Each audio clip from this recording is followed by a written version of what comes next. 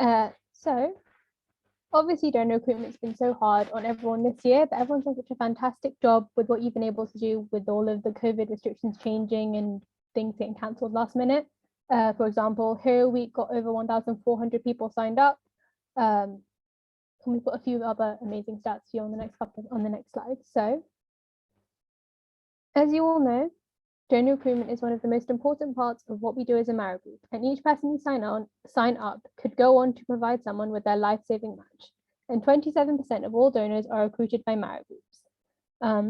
Even better, 1,329 people at least who have signed up through Mara have gone on to donate since Mara first started. There have been over 165,000 potential lifesavers signed up since Mara first started. And this academic year, we have had 205 events so far and counting, and 3,906 signups. So that's 3,426 from events and 480 from online. This is the most current updated stat that I have, but it's definitely gotten better since. So the first thing I want you guys to do, so we've got a little Padlet, which Lauren will send into the chat. If you could fill that in with how you're feeling about donor recruitment so far, any problems you faced, anything you're worried about, and I'll give you like 5-7 minutes to go through that.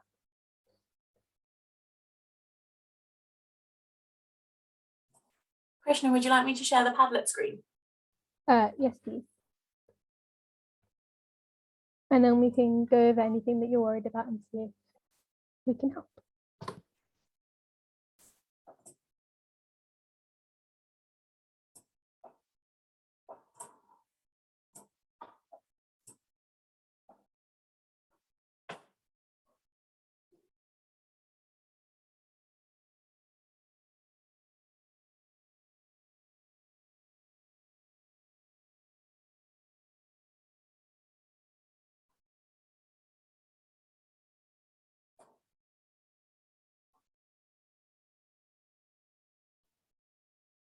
The Padlet link should be in the Zoom chat, so if you want to go through there and fill it in.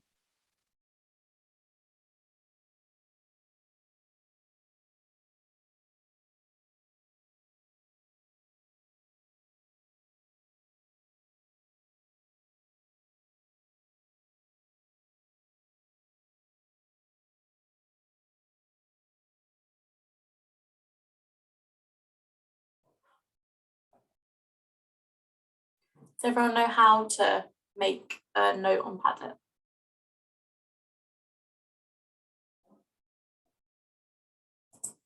I'm gonna assume that's a yes.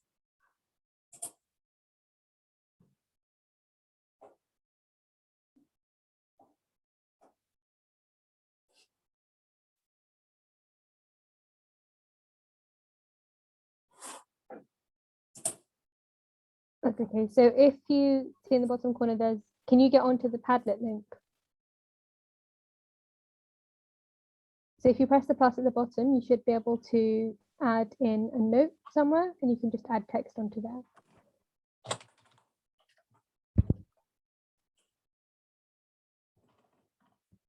And then presumably just press publish once you've written a note. Cool.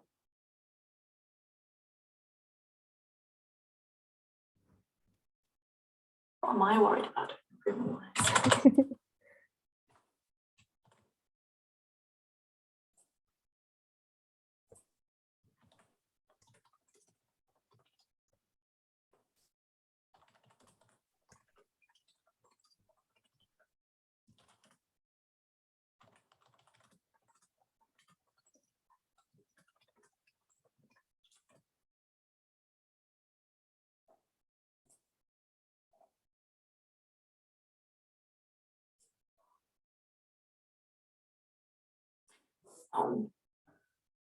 Let's say rely.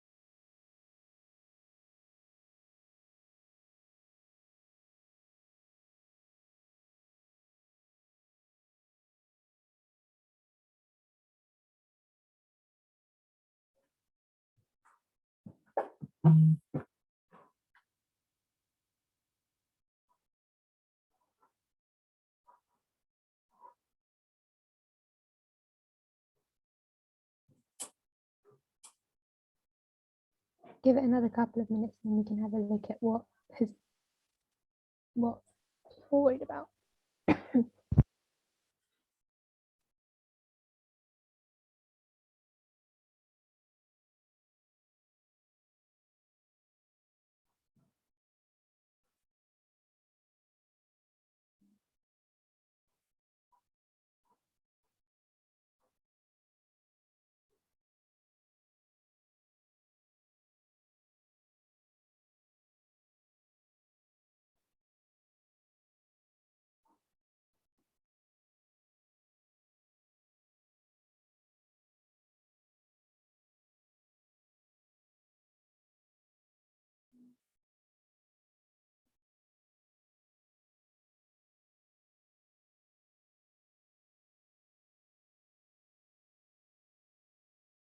Okay, so it seems like, which to be fair, I understand COVID is the biggest concern for everyone. I mean, considering rules keep changing quite a lot and we things keep like being able to happen, they keep having to be cancelled. I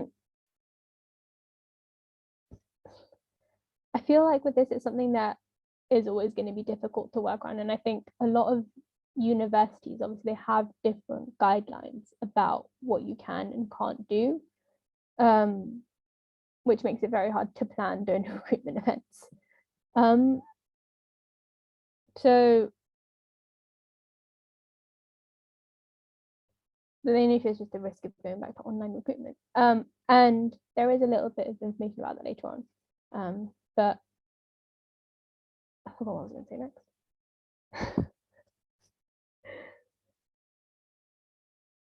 But COVID, hopefully if restrictions actually do all lift next month, it will be a lot easier to try and get around all of the rules that are stopping events happening, and hopefully we can get back to full donor recruitment.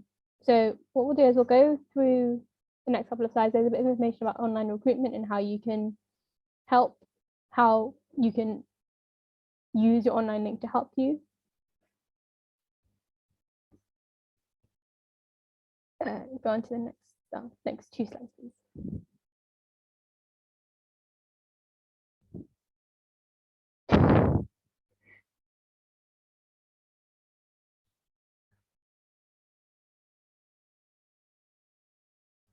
Okay, so the first thing we're going to talk about is planning and running a donor recruitment event.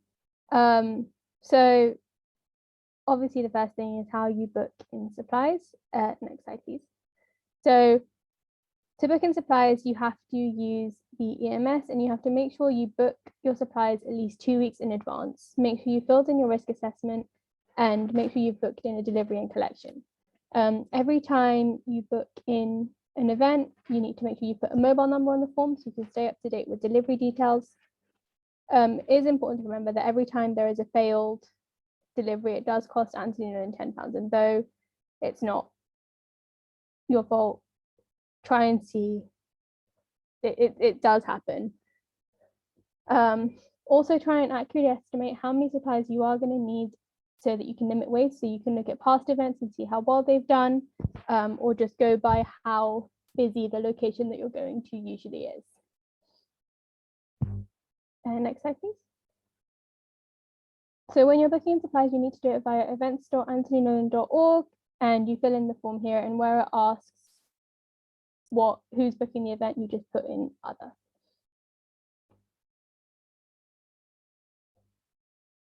Delivering your supplies. So as I mentioned, make sure you deliver your supplies at least 2 weeks before order your supplies at least 2 weeks before the intended delivery date and event. The couriers don't deliver on weekends, so try and get it delivered before Friday if you can. Please provide an accurate address and instructions, and if you can get the box delivered to a residential address, try and do that. Delivery can be at any point between 9 a.m. and 5 p.m. So make sure that someone will be around to collect it.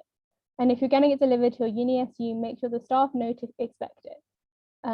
Also, make sure to check that your supplies have arrived prior to the event happening. This was a video that the National Committee made a few years ago, which I find quite entertaining, and it's basically how you can try and approach people to get them to sign up. Just give me a shout if you can't hear this, because I'm not sure what my sound settings are right now.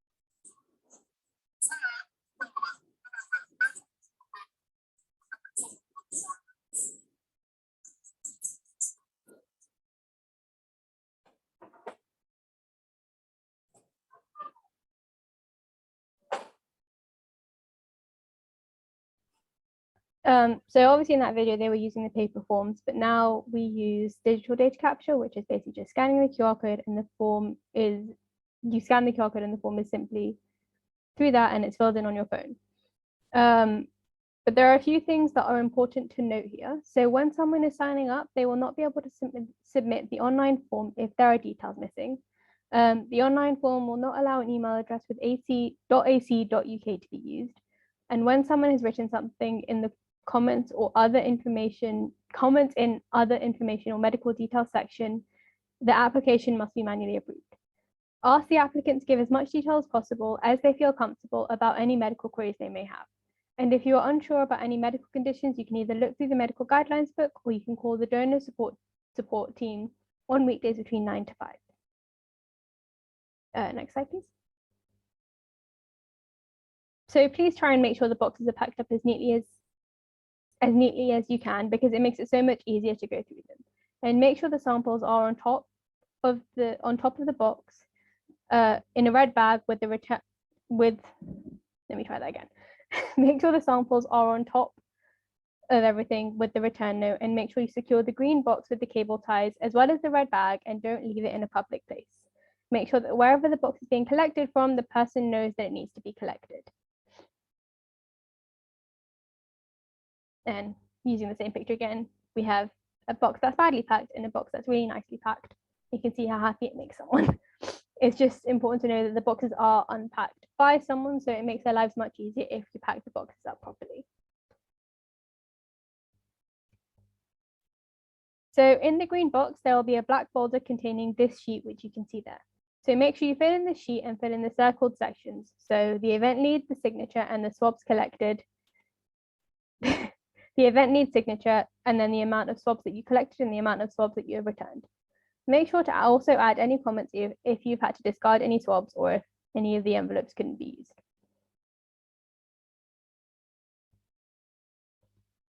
So in the black folder in the box, you'll also find this form, and this is the return address. So make sure you fill in the two sections which are circled. So samples enclosed and the number of samples, and then secure this to the top of the green box.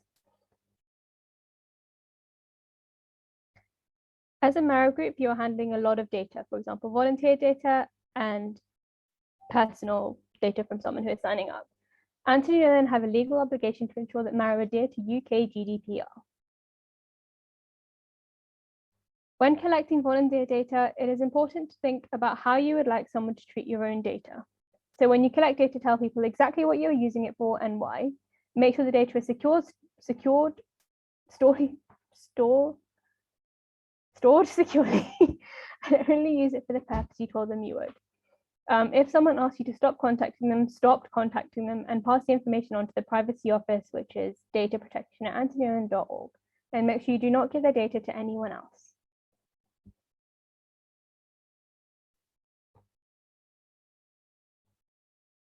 Next slide, please.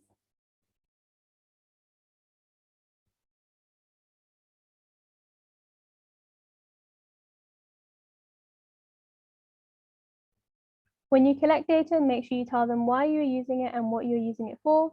Be transparent about how you intend to use the data, and give people the appropriate privacy notices when collecting their personal data. For example, how you're using their information. So Marrow are collecting this data on behalf of Anthony Nolan, a registered charity, and the information will only be used to contact you about Marrow and Anthony Nolan activities. If you no longer wish to receive updates, please let us know and we will update our records.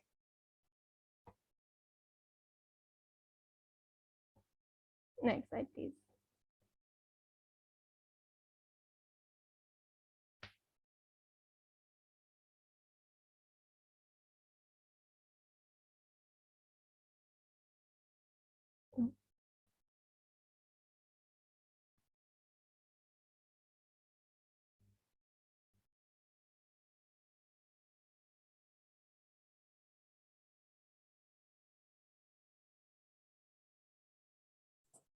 Don't know if it's my internet or Krishna's that's gone dodgy. It's definitely one of us. Can you guys see the next slide? Yeah. Okay. I think it's my laptop that's strong. Okay. Krishna, if you need me to take over at any point, just let me know. Yeah, can you do the next couple of slides while I try and get it? Yeah, sure. Lagging, please. So, when it comes to GDPR, only use the information that you gathered for the purposes you told them you would. Otherwise, you know, they haven't consented to that. Only use the data for Maricoms, as this is what they signed up for, really. Like, if you're a member of another committee, don't go spamming them with marketing about that.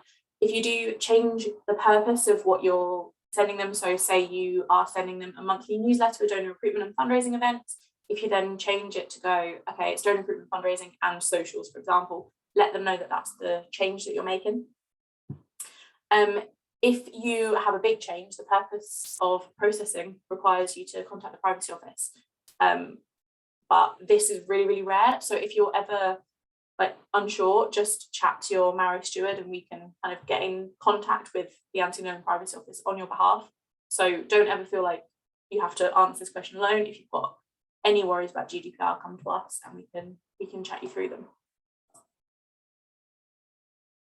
So make sure you're using people's data securely. One of your committees should be put in charge of that data.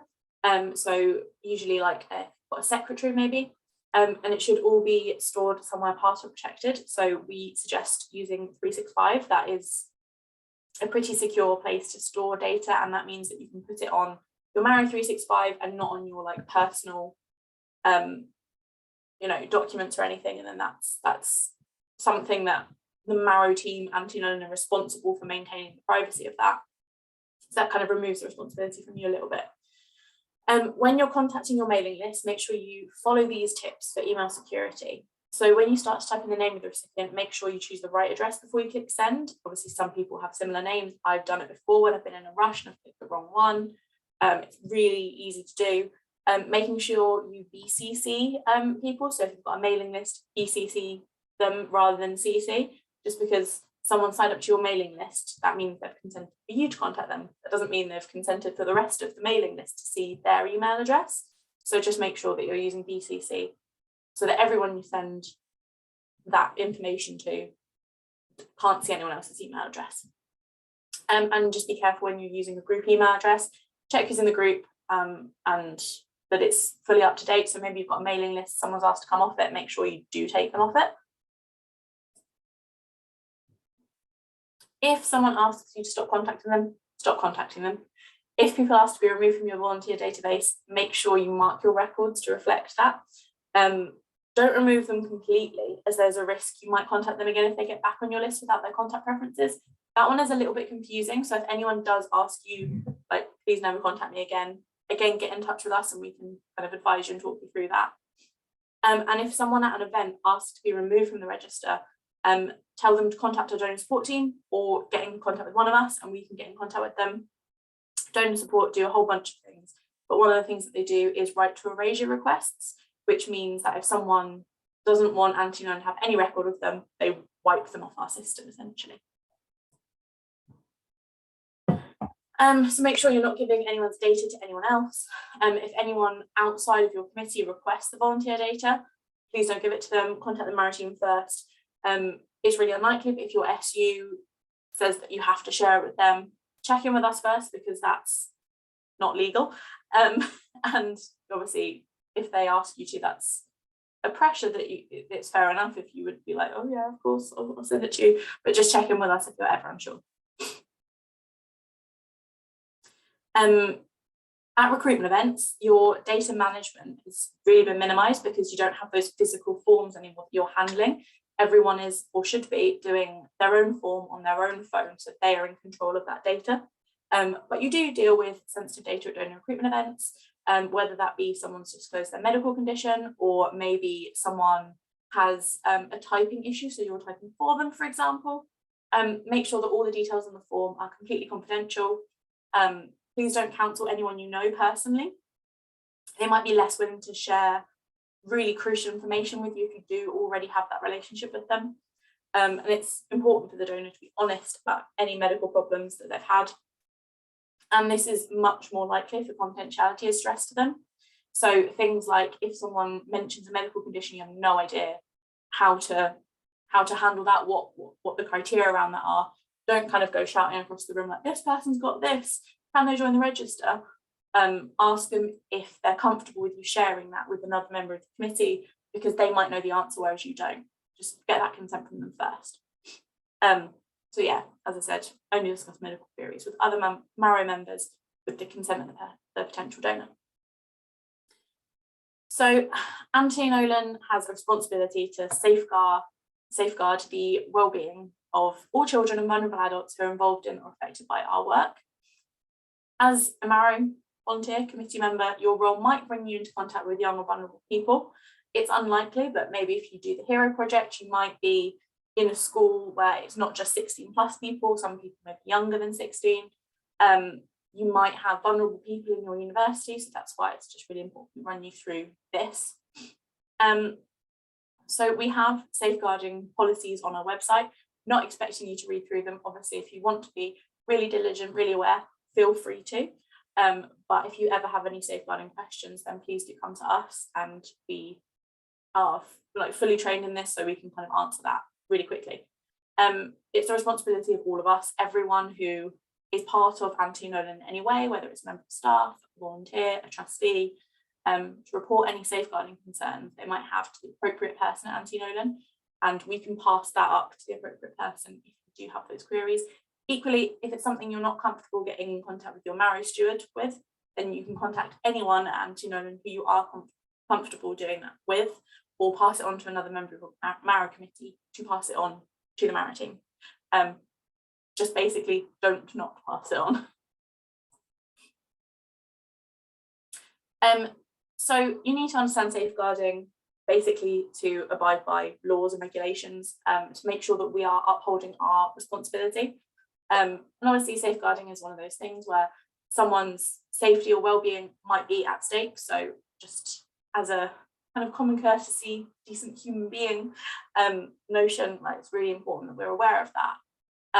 We want to prevent abuse occurring, and we want to protect the organisation's reputation as well. So whether maybe it's a volunteer that's abusing that system, we need to be aware of that. And we need to protect staff, trustees and volunteers from false accusations. So the definition of safeguarding vulnerable adults is protecting a vulnerable adult's right to live in safety, free from abuse and neglect. So a vulnerable person is someone 18 or over who may be in need of community care services by reason of mental or other disability, age or illness, and who is or may be unable to take care of him or herself, or unable to protect him or herself against significant harm or exploitation. There are some differences for the procedures in the UK nations. So in Scotland, for example, these protections start at 16 years old. So anyone from Scottish Marrow groups or who, is in Scotland at various points of the year, you might need to know different procedures, but most of the content is the same and mostly relates to age. So if you are concerned about the safety of someone because you maybe see or suspect abuse, an allegation of abuse is made either to you or you overhear it, or a child or vulnerable adult discloses abuse, then you need to make sure you report that. So first priority is you. Make sure that you are safe. If you are at risk, leave the situation. If something really urgent happens and medical attention or police attention is needed, first priority is calling 999. You should also contact the police if you have serious concerns, or if it's outside of Anthony Nolan office hours, so 9 to 5 Monday to Friday, then it's best to contact them first, because we wouldn't be able to pick it up until the following Monday. And if it is, really urgent, then we'd want you to make sure it's not something that's sitting on your shoulders for all that time. If the situation involves a child, please contact NSPCC, because they will be able to offer you some fantastic advice and know exactly what to do in that situation. So if you can't reach your Marrow team rep or a contact at Anthony Nolan, you can email the safeguarding team. That goes to various people who are safeguarding leads, essentially.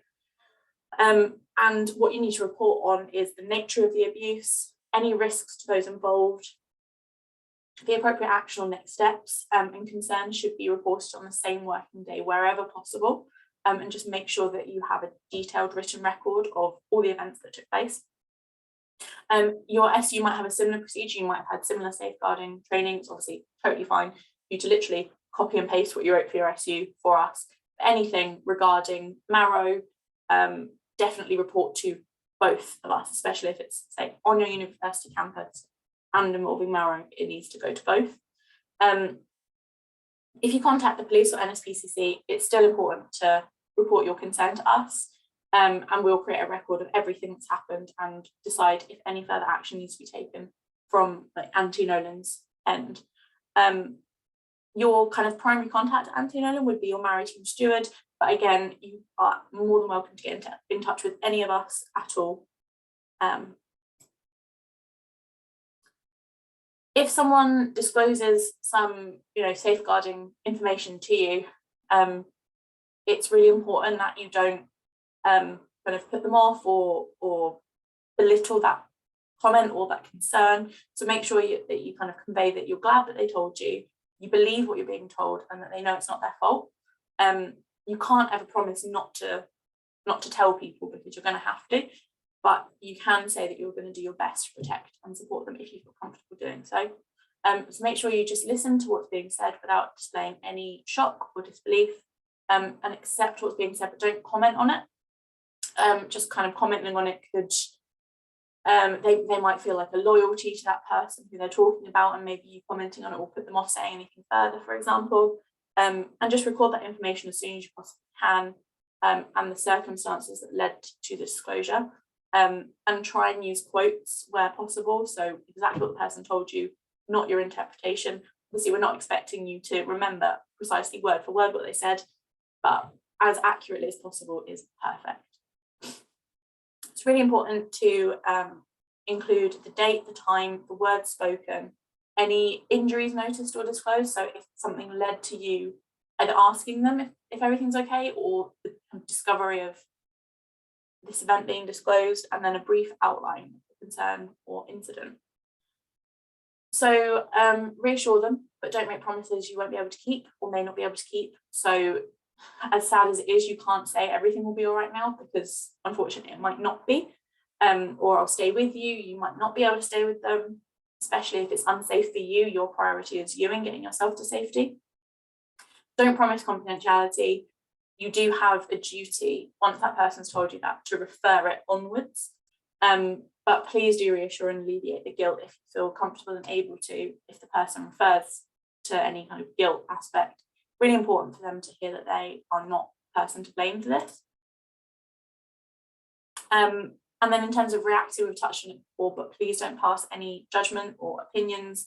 Don't ask any leading questions, because it might invalidate your evidence and the other person's if there's a prosecution that's going to happen. And as I said before, don't criticize the perpetrator. That person might have a really complicated relationship with them and want to protect them. And as we've said before, it's really vital that you report your concerns to your Auntie Nolan contact immediately. It's not your responsibility at all to attempt to address this yourself. I know that if someone kind of comes to you because they trust you, it can really feel like it's on you, but it's not at all. We're all here to support you. It's really important to convey to the person, if they tell you something you feel could harm them or anyone else, that you do have to tell someone. You have to tell someone quite quickly. This someone will only be an appropriate person with the authority and skills to help, but you should never promise to keep anything secret. When I've had to report safeguarding things in the past, it's all been only kind of need to know. So I've only ever taken it to one person who elevates it to the appropriate level. Only confidential, only stuff that needs to be shared is shared. In light of the information, the person might not choose to tell you more. They have the right to do that, and hopefully they will tell you what they have to at another time when they're ready. They might not be ready. They might not be in a place where they're ready for something to happen off the back of it. If they choose not to tell you, please still inform us, because that's a kind of situation that would be definitely good to kind of keep an eye on and make sure that they are okay. So in summary, safeguarding is the responsibility of all of us. Make sure you have read through the Auntie Nolan safeguarding documents. Again, they're on the website. Please do have a look if you are able, and they'll probably be very, very similar to if you have had SU training.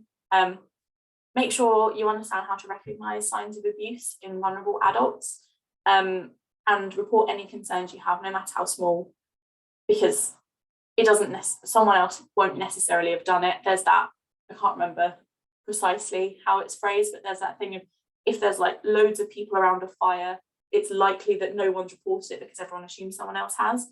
So from that example, just don't assume that anyone has reported on this, because they may well not have done. And don't investigate yourself. Once you've told us, we'll let you know if we need anything else from you. And as I said before, if someone is in immediate danger, including yourself, please call 999 or the NSPCC. If you have any questions at all, come to us, speak to us. We are, of course, more than happy to help you. Krishna, are you back? I think so. Amazing. You want to take over? Yeah, thank you. That's all right. So we know that the register needs more donors, and we know that the register particularly needs donors who are young men aged 16 to 23, and also potential donors who are from minority ethnic background to join the stem cell register. And so we have some campaigns coming up to help with that. So we run a lot of campaigns throughout the year, which you'll hear more about if you're attending the campaigns workshop later on. But just a couple of things to note. So tackling inequalities has been rebranded to Diversity Week, to basically just compress donor recruitment of minority ethnics to 1 week, but also continue it beyond. It's basically mimicking Hero Week because of the success that Hero Week came in. So hopefully the same success can come with Diversity Week. And it's basically a time when we want to try and diversify the register. So once we have an updated calendar, we will let you know. But Diversity Week is going to be from February 21st to February 27th. Yes, but there'll be more information about that if you want to attend the campaigns workshop later on. Next slide, please. Okay, so we were going to do breakout rooms, but as there are currently only 3 of you here, we're going to go through each campaign that's coming up and try and see if you can come up with any ideas of how we can do donor recruitment both online and in person for those events. So the first event obviously coming up is Diversity Week. So I have not made a Padlet for this. So if you just want to speak or just type in the chat about how you could encourage recruitment during Diversity Week. Or even March for the Men, just either of those two, because those are coming up quite soon.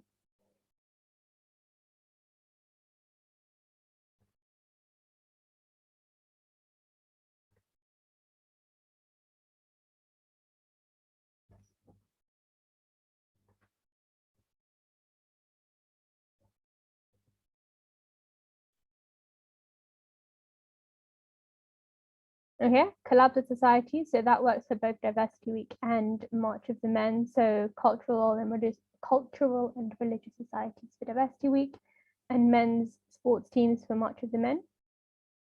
And how can you make,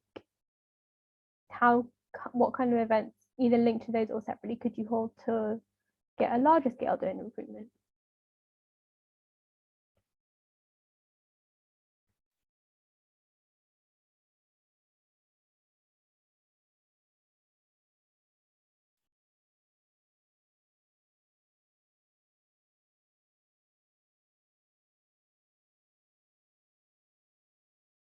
Okay, so collabs are a really good way to encourage donor recruitment. So whether it be because you're focusing on a specific campaign like Diversity Week or March of the Men, or because you just want to hold a large scale campaign throughout your campus, whether it's a city campus or a campus. So you could have events where you have like 4 or 5 different stalls cast around your campus if you have enough people for that.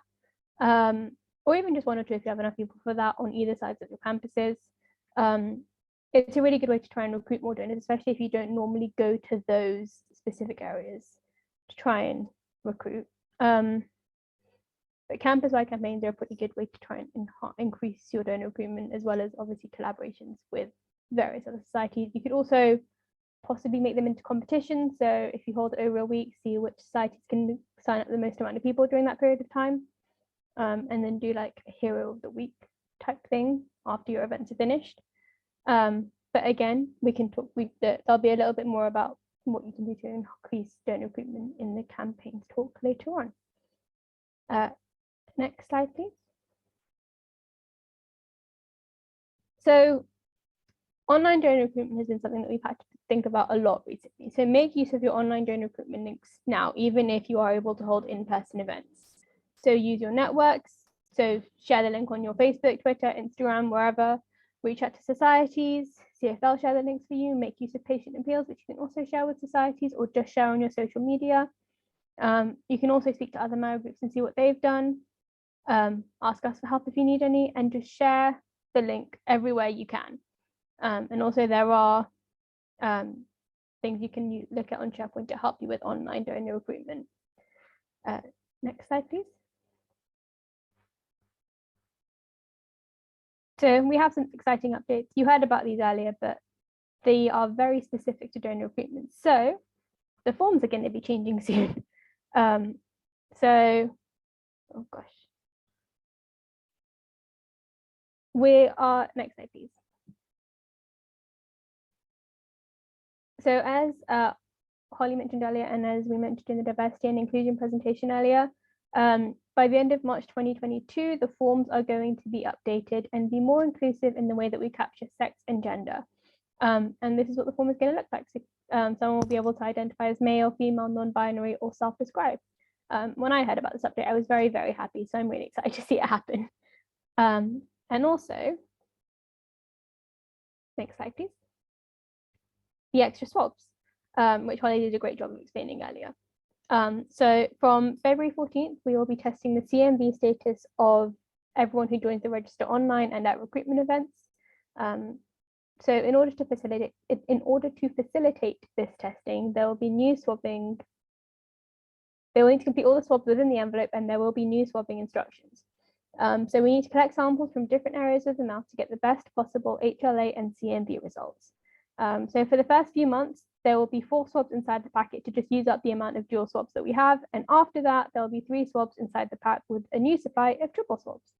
And I think there will be there'll be instructions sent when this happens, right? Yeah, because it's hard to get your head around because it's obviously very different to what we're used to. But yeah, that is everything. Does anybody have any questions?